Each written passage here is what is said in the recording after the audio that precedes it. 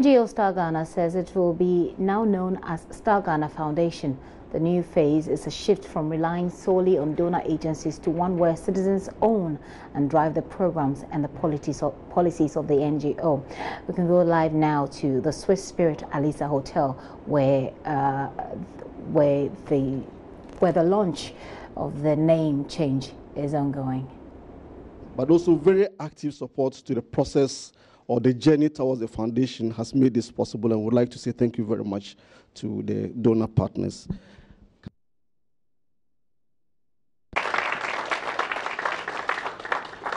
Dr. Feabuaji and I have been playing a double act. I mean, whenever I've spoken before her, she accuses me of stealing her thunder, of saying the things that she had wanted to say. So on this note, I would like to end here.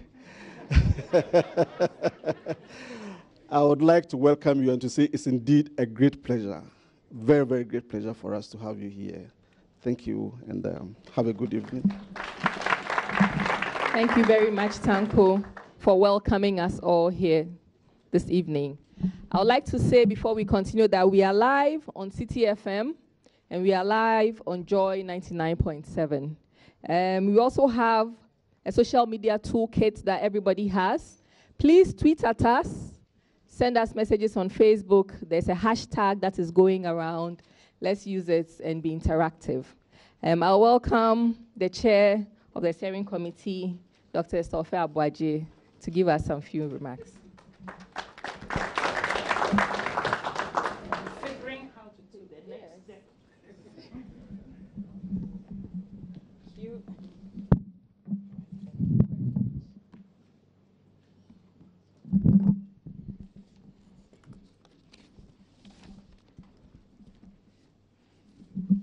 Distinguished ladies and gentlemen gathered here, this room is full of friends, collaborators, fellow travelers on the road to Ghana's sustainable development. I want to talk about colleagues. Indeed, I want to stand on the protocols that Mr. Ibrahim Tanko Amidu used. I was surprised that he said that I would, because he said exactly what I wanted to say. But surprise, surprise. I think you shouldn't work too closely with somebody for far too long, because then you start speaking the other person's thoughts and thinking the other person's ideas. But I would like to add my voice to his and to say to you that we are delighted that you could join us this afternoon.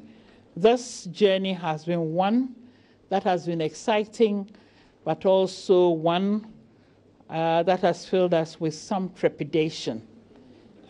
We realize that the Star Ghana Foundation is just a step in the long quest to move Ghana to a place where all of its citizens feel actively involved in the Ghana that we want.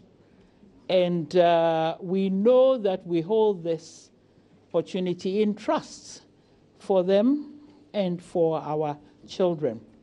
Therefore, we are excited by it, but we also don't want to get it wrong.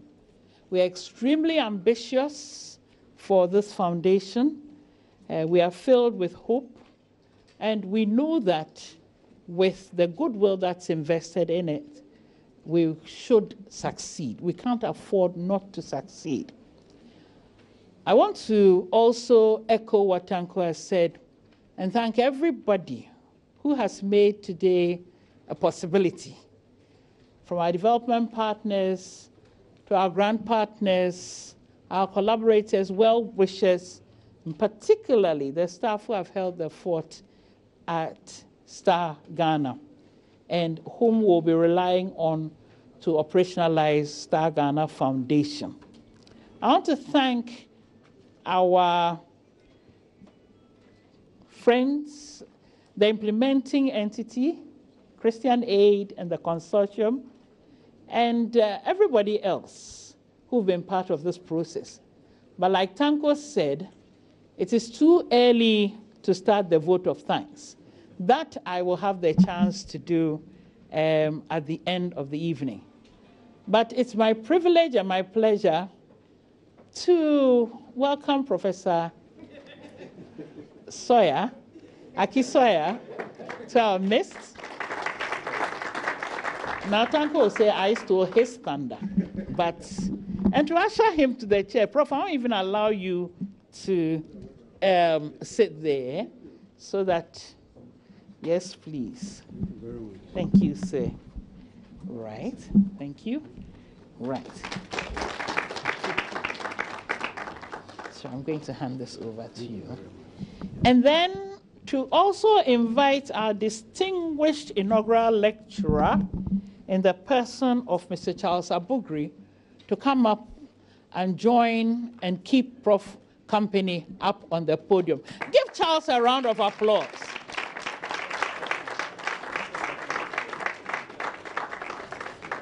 So before I betray myself further, my advancing age, beyond the needs that will not support me anymore, I'll wind this long-winded speech up and give it to, Teiko to continue. You want me to do that one? Okay.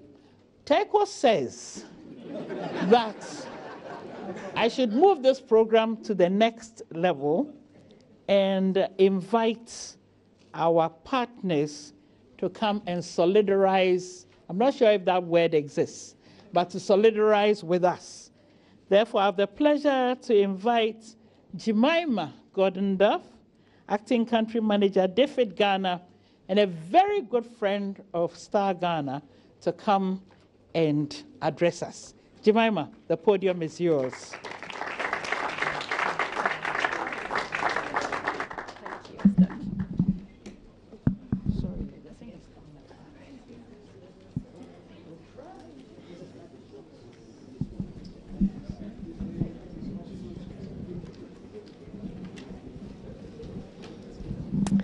Good afternoon, everyone.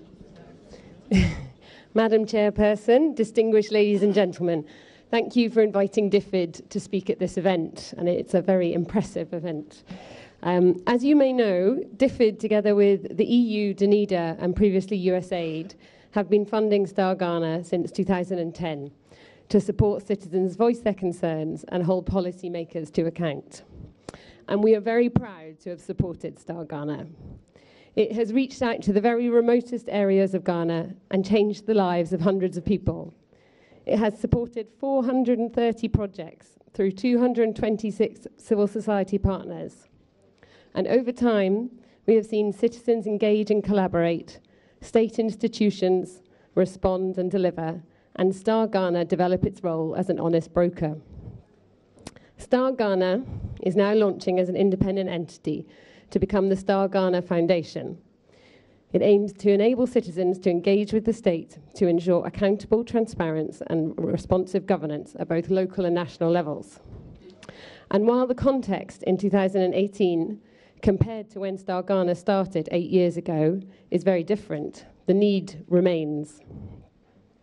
The President's vision for a self-reliant Ghana is inspiring and is applauded by the UK and all development partners. In the long term, economic development with investment and critically jobs is a sustainable pathway to self-reliance. But Ghana Beyond Aid must address the issue of why, despite record economic growth, inequality in Ghana is rising, with an increasing concentration in the rural north. The Beyond Aid agenda has so far focused on investment, infrastructure, and trade. And there is a risk that government and development partners shift their gaze from the immediate task of improving the lives of the poorest and most vulnerable in Ghana. Ghana Beyond Aid can't just be about Ghana's self-reliance through industrialization. It has to be about the self-reliance of the poorest and most marginalized, including out-of-school children, vulnerable women, and people with disabilities. So now more than ever, Ghana needs a strong, vibrant civil society that is able to engage with government and development partners to move all of Ghana beyond aid. It is civil society that can catalyse a national debate on inequality and inclusive development. It is civil society that can reach across political divides and generate shared solutions. And it is civil society who can amplify the voice of the marginalised and ensure they are heard. So I'm very pleased to be here and excited at the launch of Star Ghana Foundation. It can play a vital role in Ghana's development, and I look forward to its bright future. Thank you very much, Jemima. We are happy to have you with us today. And at this point, I would like to welcome all Star Ghana partners from the regions who have joined us. Just give us a wave, all the partners who are coming from the regions. This is a very big family, and we are happy to have you here with us today. We'll continue with the statement from Amanda Mukwashi, who is the CEO of Christian Aid, and Christian Aid holds the Star Ghana program. And she will join us by video.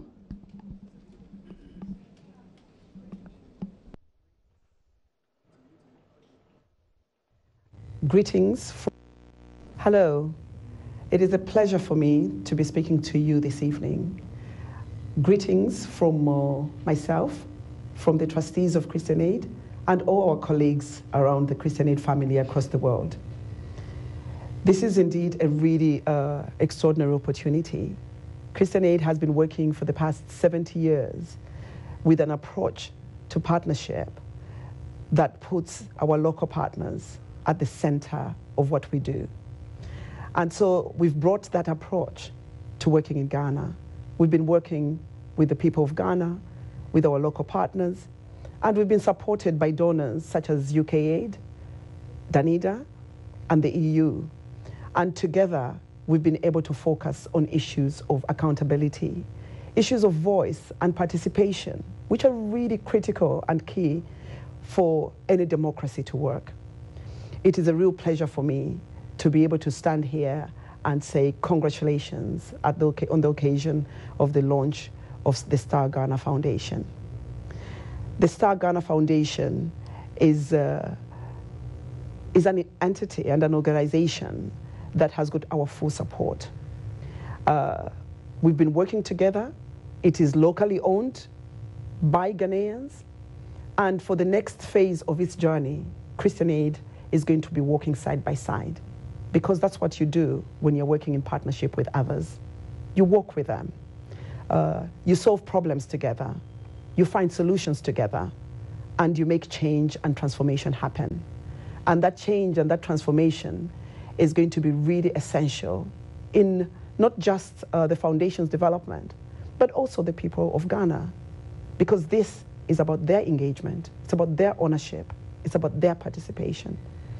And so as I finish, I just want to say, from a not too cold London, wishing you all the best, and I look forward to a time soon, hopefully, when I can actually come out to Ghana, either myself or some of the trustees, to come and see the work in action, to come and see the change in action, to come and walk and talk with the communities and be there to see the change transform the lives of people. Wishing you all the best. Congratulations again, and hope to see you soon. God bless. Thank you very much, Amanda.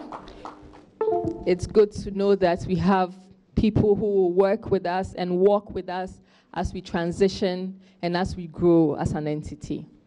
We have a few more goodwill messages from our partners. I'd like to invite Mr. Peter Badimak-Yaro, who is representing the Star Ghana Strategic Partners, to join us and give us solidarity messages from our partners.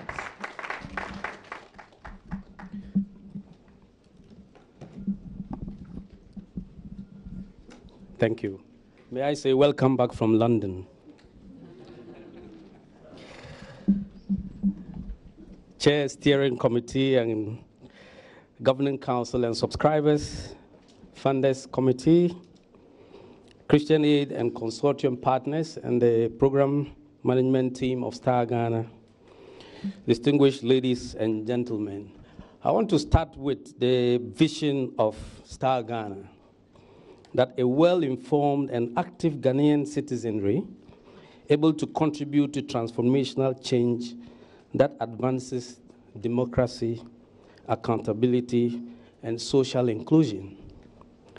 And I think that is where CSOs and NGOs, like the ones I represent in the steering committee, come in. We can only realize this and sustain the vision if organized citizen groups such as NGOs and CSOs, as we call them, play a part. And I want to stand here to offer that unflinching commitment of CSOs to making this vision a reality. As strategic grant partners, we assure Star Ghana would continue to work with and along all others under the foundation to make the vision and all the thematic areas outlined come to reality. Being a kind of outdooring of Star Ghana Foundation, and as happens in local parlance, for a new child, we say we wish you well. And as a child, we ask Star Ghana Foundation to make us proud. Bring us a good name to your parents, and that is Ghana and its citizenry. And as stakeholders, CSOs and NGOs under the Strategic Grant Partnership, we once again assure you of our collaboration, cooperation, and partnership to realize the vision. With inclusion and leaving no one behind, we trust and hope that you will continue to work together to ensure we all reach that Jerusalem, if I can say so, or that promised land, and that everybody feels included and counted and active in their endeavors. And on this note, on behalf of the strategic grant partners, now and those in the future to join, we congratulate Star Ghana and wish you well. Thank you. Thank you very much, Peter. And Peter sits on the steering committee as a representative of strategic partners. And the way that we work, as he said, we leave no one behind and we are very inclusive. So in line with that, we also have a representative of the small grant partners who is joining us to also give us solidarity message. Let me just continue to say that we are live on radio and we are live on Facebook. We are live on City FM and we are live on Joy FM as well. So do follow us, do tweet, send us messages. There's a hashtag that is going around. It's We Are Evolving and Star Ghana Foundation. So hashtag us. Thank you, Teko. Madam Chair, distinguished ladies and gentlemen, all protocols observed. On behalf of small grant partners and local level civil society organizations, I wish to extend my heartiest congratulations to all who have helped in diverse ways to make this dream a reality today, particularly the steering committee and the PMT, or the program management team. Creating such incredible foundation for us as a resource and a platform to promote active citizenship and philanthropy is, of course, a welcome news. Indeed, the launch of the Star Ghana Foundation today as an independent organization is a landmark event. As a Ghanaian-led organization, it is our belief that the new Star Ghana Foundation will continue to support locally grown solutions to advance Ghana's development and thereby contributing to sustainable and inclusive change. Madam Chair, we, the small grant partners and local level CSOs, are solidly behind the Star Ghana Foundation and pledge our preparedness to promote and protect its corporate image. We further pledge our full support to the Governing Council in their efforts to deliver the mandate of the foundation. We are equally grateful to Christian Aid and its consortium partners, as well as our major international institutional funders, including USAID, DFID, EU, and DANIDA, for their commitment and full support over the years, and to the civil society sector and the transitional process as well until today. We hope corporate Ghana, and for that matter, private sector, will take a cue from this and invest in the New Star Ghana Foundation so that together we can all promote active citizenship and inclusive development at all levels. Thank you.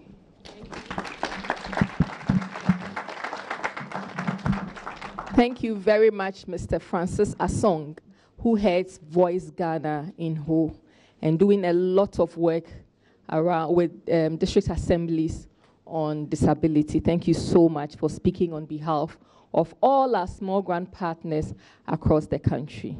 We appreciate it. We are moving right along, and we want to share a documentary with you that tells the story of Star Ghana. While we are waiting for that documentary to play, I would like to recognize the presence of steering committee members and council members. Can you please give us a wave? Steering committee members, council members, and also subscribers. Kindly give us a wave. Yeah, welcome to the event, and it's good to see you here. So we are ready. We'll just watch a short documentary on the Star Ghana story, and after that, we'll have the pleasure to invite Prof. Aki to launch the documentary. I'd like to promote active citizenship for change. Since 2010, we have encouraged citizens to play an active role in the development of their communities and the country. Star Ghana belongs to all Ghanaians, and Star Ghana exists to enable citizens become active participants. The voices of many citizens are not always heard simply because of who they are or where they live. We want to change that. We've supported and strengthened 226 partner organizations to work with citizens to have equal access to the opportunities, resources, and services they need to reach their full potential. St. Mary has been training women to become mechanic and solar trainees. I decided to join them. After a year, I would like to set up a workshop to help out the community. We are backing a campaign to ensure that women's rights to own land are protected by law. With land secured, they can grow enterprises like farms. The Mission Report series on TV3 has exposed situations where people face barriers or receive poor quality services. By shining the spotlight, the TV reports triggered action by decision makers to make positive changes. Star Ghana helps to advance a healthy and inclusive democracy. We supported 111 projects which helped to achieve peaceful and credible elections in 2012, 2013, and 2016. The Star Ghana support went a long way to enhance the activity of the faith platform. During elections, we have various faith-based organizations coming on board to talk and educate the people. But faith platform has been the biggest one so far.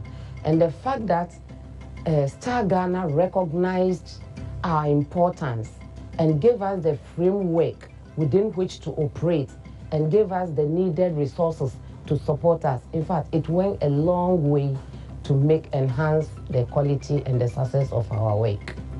And many of our projects helped to ensure that marginalized groups such as women, youth, and people with disability participated in the elections. Many voted for the first time.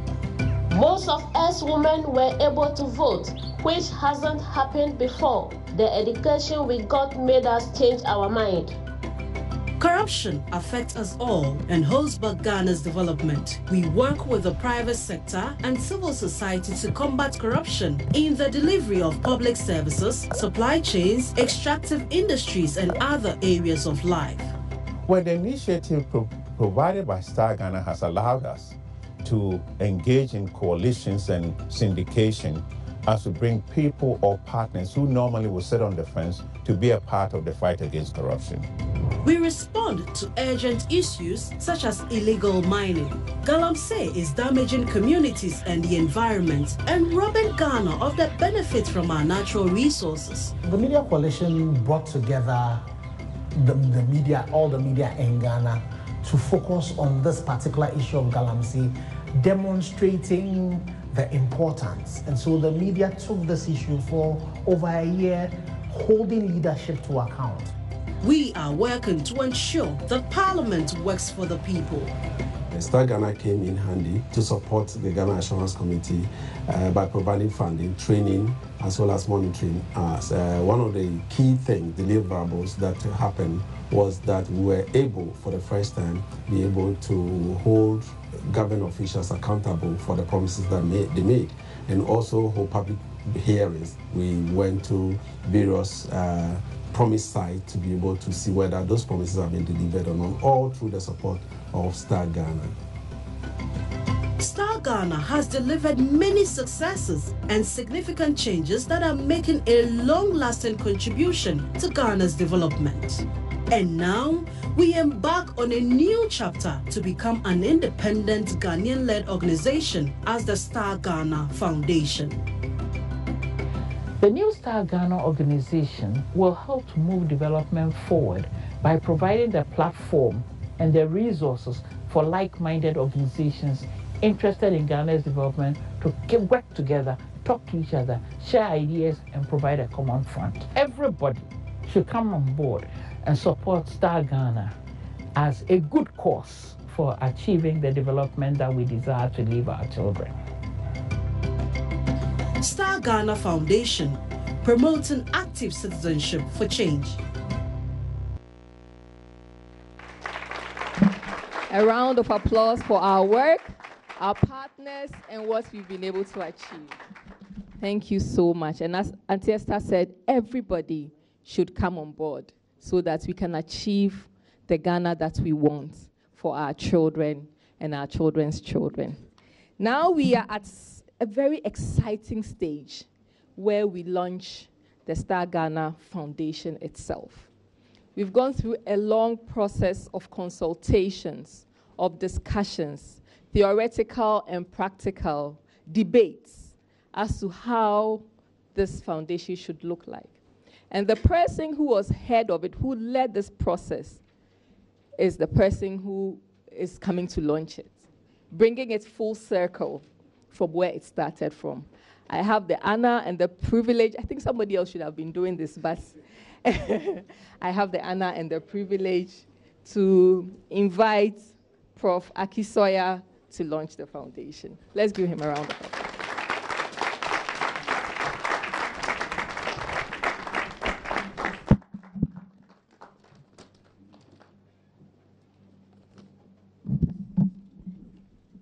Thank you very much indeed, Tego, for the rather loud introduction. I appreciate very much the presence of all of us here this evening. And I would like to thank you for your support for Star Ghana, both as an idea but also as a practical project for so long. As we take our first steps in this important journey as a foundation, I would like to spend a moment of reflection. As you will have heard, and as you've just seen from the video presentation, the role of Star Ghana has been one of promoting and coordinating the work of other groups. And this is very important to remember. The Star Ghana has done most of its work by working with others, promoting initiatives, providing support and grants. And as we move from the old days of being, not old days, current and about to be changed days of being a donor-funded project entirely, it's important for us to reflect for a moment about the direction in which we ought to be going. The point I would like to make before the formal launch is to observe that in making a transition from a purely donor-led project to an independent, Ghanaian-owned and controlled project, we ought to give due acknowledgement to the support of donors who pooled their resources and gave the steering committee of Star Ghana charge of managing the project. I would like to emphasize that the significant role that Star Ghana has played in Ghana has been a result of strategic changes and judgments all along the line. And I would like to commend this same process to those who will be leading the new foundation. From the very beginning, the Star Ghana project focused very, very sharply on taking control of the decisions and choices that affect our program. I think it's very important because in the new foundation, there are two things which we should bear in mind. As the program says, the foundation is a strategic national institution, and both are important. Strategic meaning preparedness to think through, to read the signs of the times, and to adjust the form and content of the program accordingly. That has been a critical feature of Star Ghana up till now. But as we go forward, a second factor becomes important, and that is making sure that we are sustained in the coming years. Assured donor funding comes to an end in 2 years' time. Thereafter, there will be no assured donor funding. We know there will be donor funding because the work we do, donors will support. But it will not be an assured source of funding. So how do we ensure that in this new environment, we remain credible and sustainable? I can see three features for us to bear in mind. The first is to be sure we are meeting real needs, not simply cleverly thought out ideas from somewhere or even from us. We've got to be focusing on meeting real needs. Secondly, we ought to be doing so in a way that educates, unites, strengthens, and motivates people. That is crucial for the foundation. And thirdly, and equally crucially, we should continue to act with sound judgment and total integrity. Sound judgment in our relations with all segments of society, from government to traditional authorities to the private sector, to all our people. But integrity, particularly in how we manage our funds, that has been the bane of so many predecessor organizations. We have so far managed to keep a almost 100% record of fund integrity. And I have no doubt it will continue. But it's not just integrity in terms of fund management, but also our processes. How we choose who gets the grant, how we monitor the processes, all of these have to be completely above board. That is a critical part of ensuring that we remain as we operate and thrive. So those are the three elements which we are bringing from the old star into the new foundation. And that is the only way I can think of for ensuring that we do our best to keep it going. But we are not only a strategic body, we are also a national entity. Many of us, I'm sure all of you will join in this, have always felt restive and comfortable simply managing donor funds. We've done it. We use it as best we can, but with discomfort. I have been in this business for I don't know how many decades, and I've always felt uneasy about the dependence on donors. Let me repeat that the donors of StarGhan have been exceptional in allowing us a space to change the program, vary it, and move towards this end. And as was said earlier, in arriving at this position, it wasn't simply a matter of somebody thinking we ought to be independent. We consulted widely, countrywide, and got views of everybody. And I hope we shall continue to consult as widely and get as much input as possible.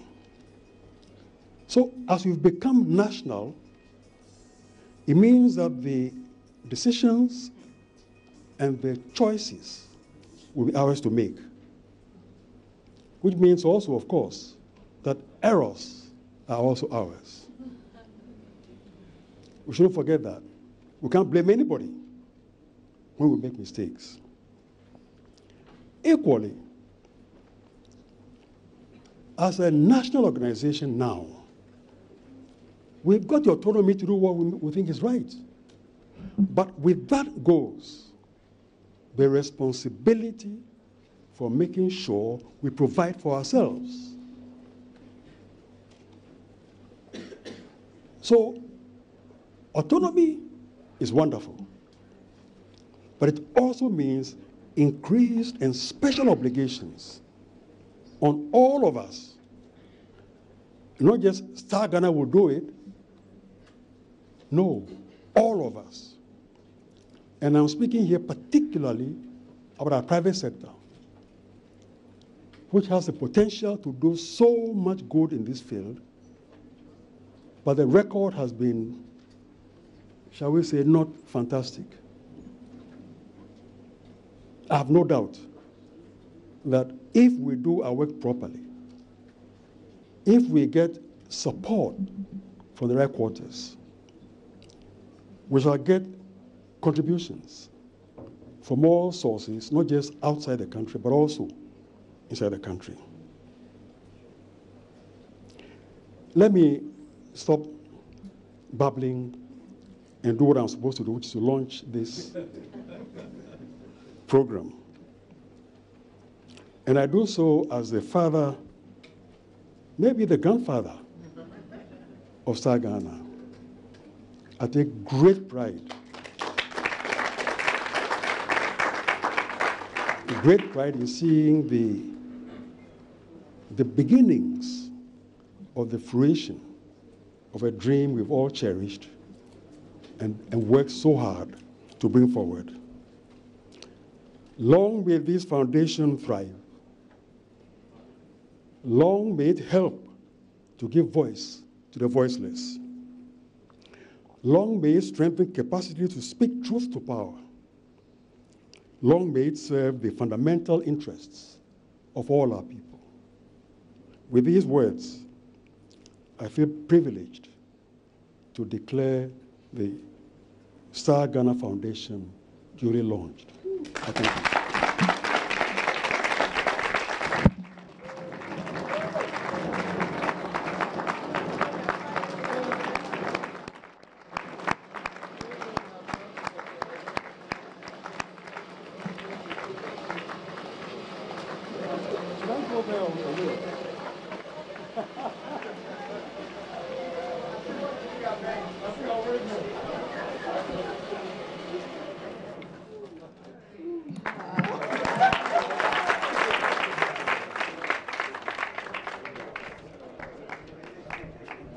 Another round of applause for Prof.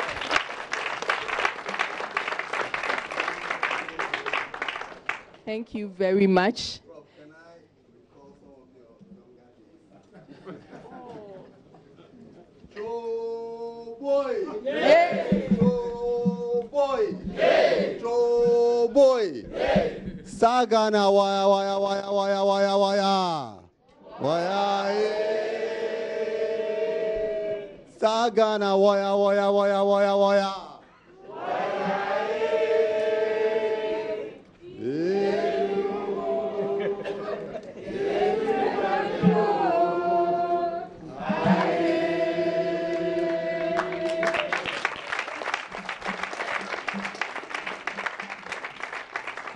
We are definitely on a journey of change. Well, yeah.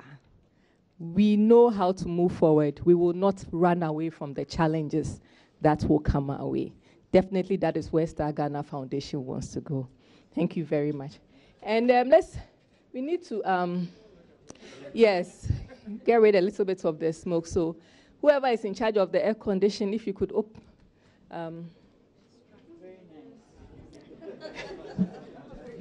thank you for the fireworks. But now we need to clear.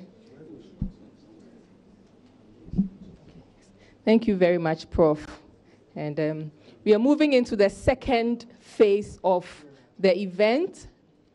We'll have a short break, just about a minute or two to settle everything, and then we'll move into the second part of the event. Very, very important as well.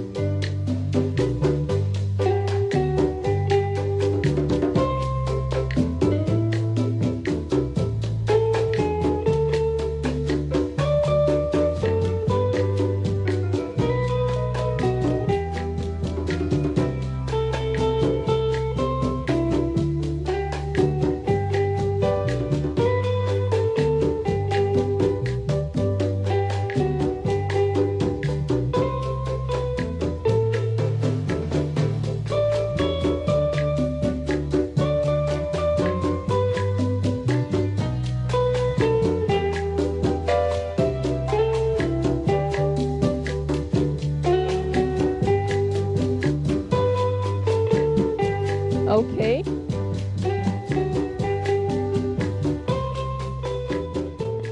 Welcome back from the short break. As you know, we are live on City FM and we are live on Joy. So we had a very short break and we are back to continue.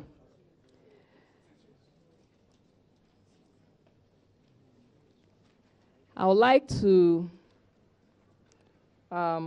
introduce the chair for the second round. Thank you very much. So I'll hand over to Dr. Esther Ofai-Aboagye, who will be chairing the public lecture, and she will take over from there. Thank you very much. Thank you very much.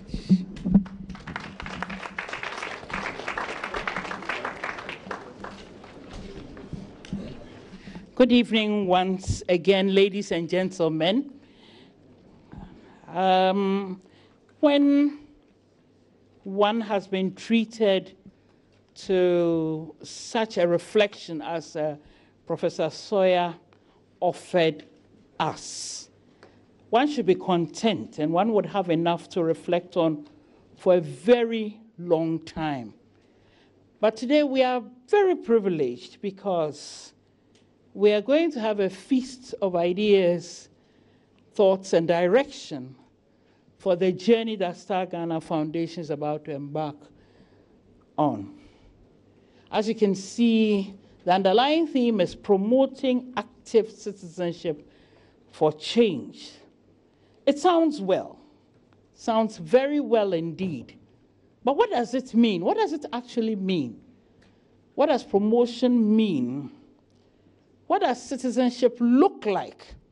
And what does active citizenship involve?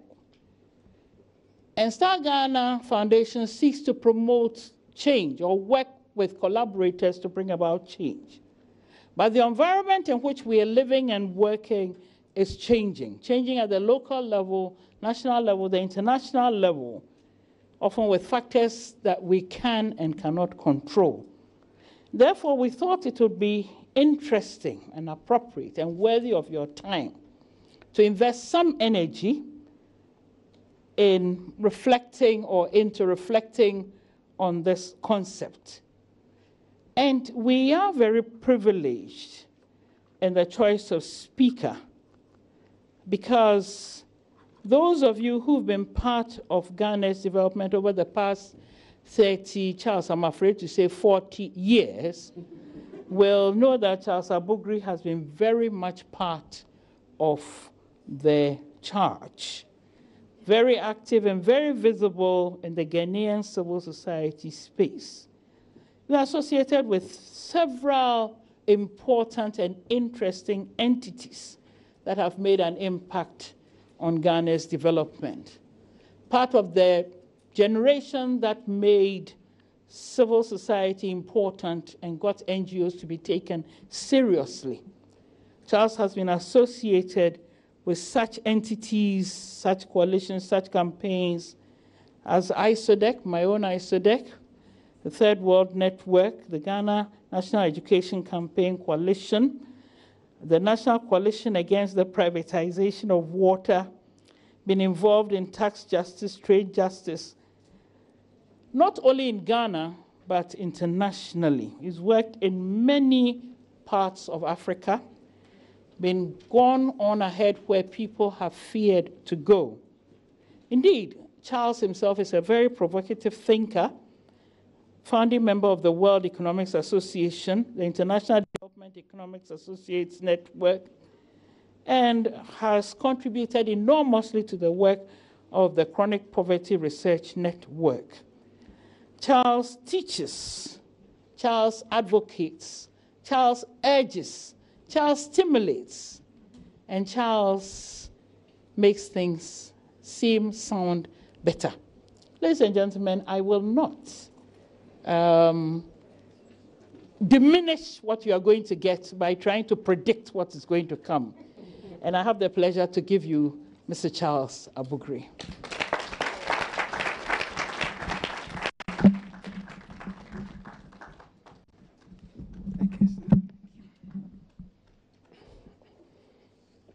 I'm almost afraid to take the podium, lest I let Esther down. That is not something to do. But thank you very much, Esther, for the intro. Ladies and gentlemen, first let me express my profound appreciation to the steering committee of Star Ghana for the honor of delivering the inaugural lecture of the newly registered Star Ghana Foundation, a Ghanaian-owned and Ghanaian-led national center to promote civic activism and philanthropy. This launch today is essentially, as Professor Aki had said, it's a celebration of a journey. But in fact, that journey goes a lot back. I think it's a celebration of long periods of cumulative struggles of our people for freedom and dignity, a struggle that predated and led to the creation of our nation and continues today. Whatever anyone might think, we are a better people by our freedom and by the progress we have made. We live longer, we are more knowledgeable, we are more cosmopolitan, and we have built institutions that function by and large. But today also puts on notice our dedication to work even more and to take on the work yet to be done, to build a Ghana that we can be even more proud to bequeath to our grandchildren. The Constitution of the Fourth Republic is perhaps the most potent manifestation of the latter stages of this struggle, a struggle waged by ordinary citizens and their organized bodies, workers, students, professors, professional bodies, churches and faith-based organizations generally, that brought an end to military dictatorship and set the path to a better society. There is no better place to start in our quest to understand what active citizenship means than the 1992 Constitution. So let's start from there. The preamble of the 1992 Constitution is very clear. It says, "We, the people of Ghana, in exercise of our natural and inalienable right to establish a framework of government which shall secure for ourselves and posterity the blessings of liberty, equality of opportunity, and prosperity. And in solemn declaration and affirmation of our commitment to freedom, justice, probity, and accountability. The principle that all powers of government spring from the sovereign will of the people, and the principle of universal suffrage, the protection and preservation of fundamental human rights and freedoms, unity and stability of our nation." Chapter 1, Clause 1 says, "The sovereignty of Ghana resides in the people of Ghana, in whose name and for whose welfare and powers of government are to be exercised in a manner within the limits laid down by the Constitution, may bring in an action." Clause 1, Chapter 1, Clause 2, an enforcement emphasizes that the person who alleges that an enactment of anything contained in or done under the authority of that or any other enactment, any act or omission of any person is inconsistent or is in contravention of a provision of this Constitution may bring an action in the Supreme Court for a declaration of that effect. Chapter 1, Clause 4, all citizens of Ghana have a right and a responsibility to defend the Constitution. These are our marching orders, and the purpose of our marching orders are set out in greater detail in the rest of the Constitution, in the institutions that it establishes for the implementation of that Constitution, our parliaments, our judiciary, the executive, and all other structures defined by the institution necessary to bring about this declaration as is clear, both in our directive principles of state policy as well as in the enactment clauses that I had just read.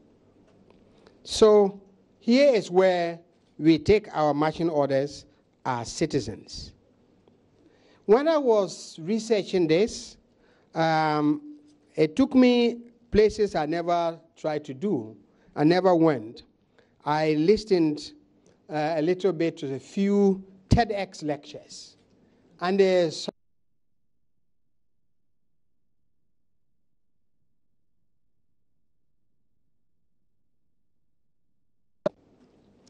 put simply, is about making a difference in one's community, whether that community is local, national, or global.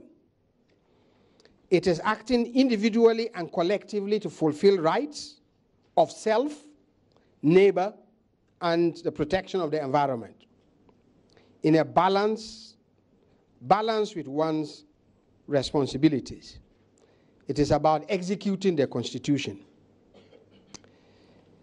One of the speakers at TEDx, a gentleman called Eric Liu, an Asian American chief executive officer of something called the Citizen University, outlines 3 important aspects of active citizenship: power, imagination, and character. Power is the capacity to ensure that others do what you will have them do, put simply. It is not a finite or a zero-sum property. It is not like oil underground that is exhaustible. It is more like air in open space. We can all breathe it, and when we keep it clean, we are individually and collectively healthier. But power is not stagnant. The nature of power is changing rapidly. There's old power concepts, and there are new power concepts. Old power is represented by values of exclusion, top-down behavior, closed operations, held by a few, leader-driven, in command and control structures, frightening. New power is the opposite. It's created by the many. It's more open, more collaborative, more transparent, managed by networked governance. New power offers citizens all over the world more bottom-up opportunities and has an incredible ability to mobilize. New power, however, also can be fickle. We've seen new power sweep away governments. New power mobilize millions of people from across spaces. This happens in the political sphere. It also happens in the economic sphere. New ways of doing things have replaced old companies with new and more vibrant and nimble companies. Power is changing. The nature of power's change is driven by society, is driven by people, is driven largely these days by young people, utilizing technology in the most creative of ways. But however it is, old or new, power is never granted. It is claimed. Somebody said, if you don't have a seat at the table, bring a stool or a folding chair or even a piece of stone large enough to accommodate your bottom. The Constitution of Ghana, as I mentioned, may pronounce that sovereignty rests with the people. But it doesn't happen by accident. People, citizens, must make it happen. To do so requires knowledge of one's agency, knowledge of how decisions are made, knowledge of the tools that are used to make choices, and knowledge of how decisions are concealed, and knowledge of how to crack open the black box of power. These pieces of knowledge are cultivated. Power is not stagnant. We cultivate it. Power may start with the individual, but it is made visible in numbers. To do so, we need to learn how to organize, how to connect the dots from the bottom to the top, and across sectors, geography, and spaces where we operate. The more we connect, the stronger the web is. We need to learn how to lobby, to protest peacefully. We need to be heard, and we need to be heard relentlessly. Voice is not a one-off issue. Voice is something you build, relentlessly push until you make the change you desire to see. Power is about inclusion. New power is about inclusion. And inclusion wins. But power is not enough on its own to bring about a good society. Active citizenship is not always for the good. People who organize discord at community levels, preach and mobilize around ethnic or racial or sexual or religious or gender-based bigotry may be active, but they are not creating a civil society. Nor do all means of mobilization of power qualify as civil. Mobilizing for and exacting violence may have noble purposes, but the means is uncivil. It makes a difference between civil society mobilization and violent protests on the streets. But when a gap is provided, when there is an absence of organized civil protests, uncivil protests replaces it. Harnessing and influencing power for the good also requires another dimension, imagination. The capacity to perceive something audacious that acts as the lodestar guiding one's actions. A powerful, transformational imagination is necessary to direct our energy to the right causes and to sustain it. Imagination is necessary to mobilize empathy and common cause. It is when we imagine a better world, a world free of poverty, a world free of violence, domination, and repression, a fairer world, an equitable world. These are the visions and imaginations. They may be distant, but these are what the necessary anchors for our dedication to fight on and fight on for and with the poor, to fight for the fulfillment of fundamental human rights and for inclusivity in all spheres.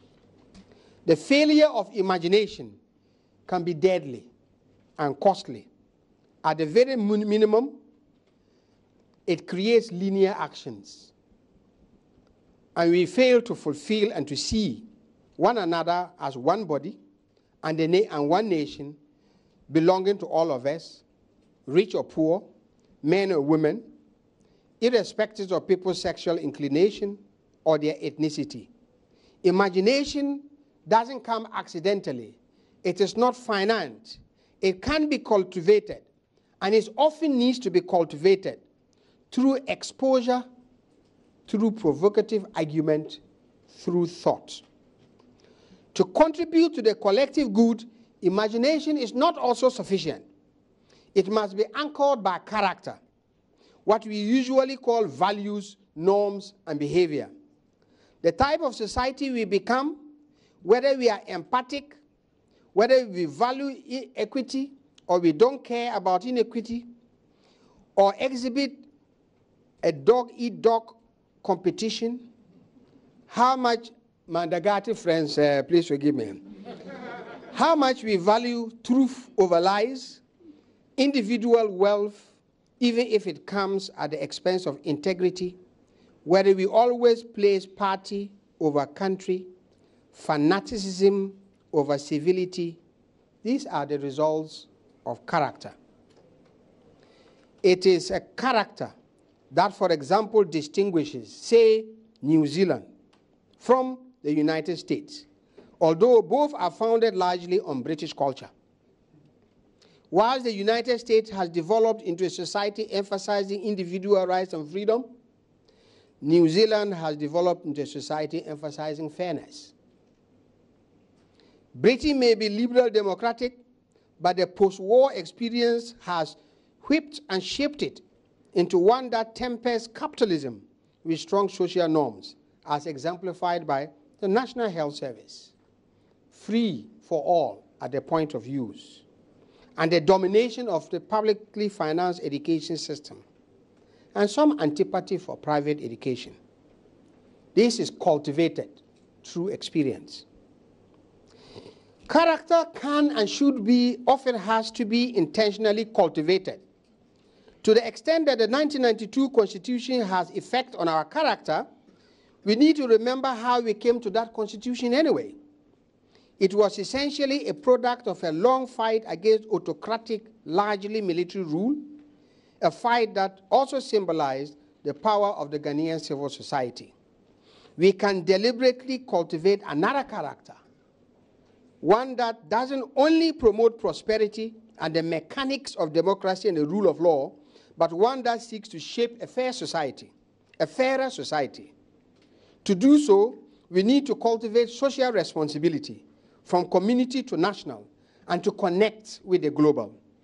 We need a contagion of social reciprocity. So what does it mean to live as an active citizen in Ghana? It means when you see a gap, you fill it. When you fill it with voice, spirit, empathy, mobilization, grounded in the imagination of a better society, the society makes progress. It means living as if we are perpetually and irresistibly creating a new world.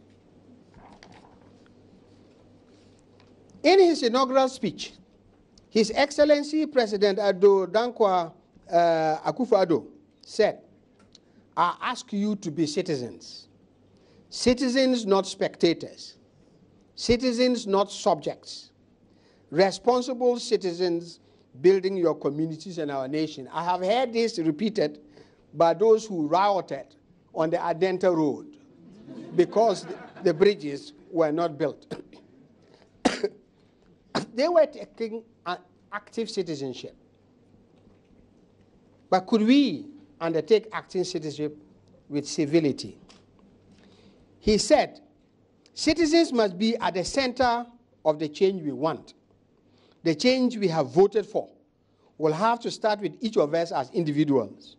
Being a Ghanaian puts an obligation on each one of us to work at building a fair, prosperous, and a happy nation. As a yardstick for measuring politics, he quoted Kofi Buzia, Prime Minister of the Second Republic of Ghana, who said, we regard politics as an avenue of service to our fellow men. We hold that political power is to be exercised to make life nobler and happier. Our success or failure should be judged by the quality of the individual, by his knowledge, his skills, his behavior as a member of society, the standard of living he is able to enjoy, and by the degree of harmony and brotherliness in the community of life as a nation. And if I might add, by the collective health of the people as a barometer. This imagination of the society we should build, according to him, echoes the preamble of our Constitution, and to be fully appreciated needs to be joined with Chapter 6 of our Constitution, the directive principle of state policy, which outlines the type of society we seek to build, one that is both prosperous, democratic, and equitable. It speaks to the individual as well as social groups in our society. So how has civil society been faring in Ghana? We are, by and large, a very activist society, politically engaged. This shows in our enthusiasm around electoral politics. We engage with a lot of even extreme emotions. We have a high level of expectations of the state. This is despite the assault on the state's capacity to deliver services and all efforts made to make Ghanaians less statist during the period of structural adjustment in the 1980s, 1990s, and the early 2000s. We have risen above efforts to make us believe in the state much less. With expectations outstripping the state's ability to deliver, the state's credibility is once again anyway on the line. This time, rather than abandon itself to the market, the state has been pushed into severe indebtedness. This may well be a reflection of the power of civic activism and the sensitivity of the state to service delivery. But there we are. It has its own contradictions. So over and above this problem of the state's capacity there are serious other challenges facing civil society and civic activism. The first, I have to do water, and I have to hold this, is the political context in which civil society operates today. Political activism has become highly divisive, vitriolic, intolerant, and uncivil. It has assumed an enemy approach. Enmity, this defined by the other of the party we belong. Enmity is cutting deeply into the fabric of our society, from the national to the household. Politics has assumed a Martian character. By Martian, I refer to William Marcy, an 1830s, 40s U.S. politician. He was the Secretary of War and later on the Secretary of State. And it is he to whom is attributed the saying, to the victor belongs the spoils of war. Politics is treated as victors and vanquished. Treating politics as victors and vanquished implies that the obligation of office is to gather the spoils of political contests. This happens to date, even as President Nana Addo announced in his inaugural speech that the state coffers are not spoils for the party that wins an election, but resources of the country's social and economic development. To the victor belongs the spoils of war. A female professor who teaches history and American politics that I also listened to said, when people become partisans rather than citizens, we must remember that partisans don't negotiate nor consult outside of themselves. They pronounce. Partisans don't trust anyone outside of themselves and their own circles. Partisans are essentially corrupt because they are focused on sharing the spoils of war and lie about it. Partisans are fanatical and portend violence and intolerance. Partisans don't solve problems. Partisans fund them. Partisans don't unite. They divide. Politics is losing common ground in Ghana, and this affects the civil society sector. In the political environment in which we find ourselves, we need less partisans and more citizens. We need civil society, not partisan society. We need civil society to fact-check, to put forward unifying and more enduring values, to bridge social capitals, and to make discourse civil. Civil movements and broad-based campaigns are declining, not only in Ghana, but globally, replaced by single issues, narrowly technocratic organizations and concerns. The increasing informalization of work comes with the decline in the influence of organized labor outside of collective wage bargaining. The progressive strengthening of democratic institutions and institutions of the rule of law in our country, and the absence of egregious human rights violation of the civic and political nature, the absence of the obvious enemy, such as the dictator, has deprived civil activism of a mobilizing force. It leaves us to mobilize around the economy. The success of neoliberalism, however, has been not least in the narrative of the inherent goodness of the private over the public. And this means that movements such as the National Campaign Against the Privatization of Water, the Global Trade Justice Movement, even the tax justice movement of today, find it difficult to take hold in the people's imagination. Depriving the civil society sector of the mechanisms that connect multiple sectors and spaces, connect the large with the small, the home organization with the global,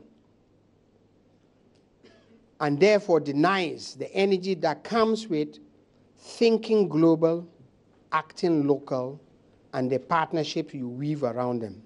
Civil society organizations are therefore on their own and vulnerable to reputation attacks. Imani is clearly an example at the moment over its other problem. But many who take on power take on the potential for addressing all sorts of patronage networks that have even more top-down power. We are living in a period of false dichotomies that makes it very difficult to connect the civil, the public, and the private. So our discourses are increasingly dichotomous. There's a private sector is good for business, the public sector is not. The private sector plays the lead role in economic development, the civil sector does social. Foreign direct investment is good, development aid is bad. These caricatures undermine plurality and innovation. And in a country bedeviled by the mismatch between economic capacity and development expectations, fueled by an informed and increasingly activist youthful population, it is as if civil society is relegated to the backseat as the focus of politics becomes the economy. Those who fight for accountability are at best tolerated, or their values are temporarily expropriated when convenient. But the private sector, broadly defines, if you define it broadly, actually includes a whole variety of players. Equity holdings can be different, including worker-based holdings. And the civil society sector includes different types of motivations, including social entrepreneurship. Government has a responsibility to stimulate and strengthen both sets of actors to catalyze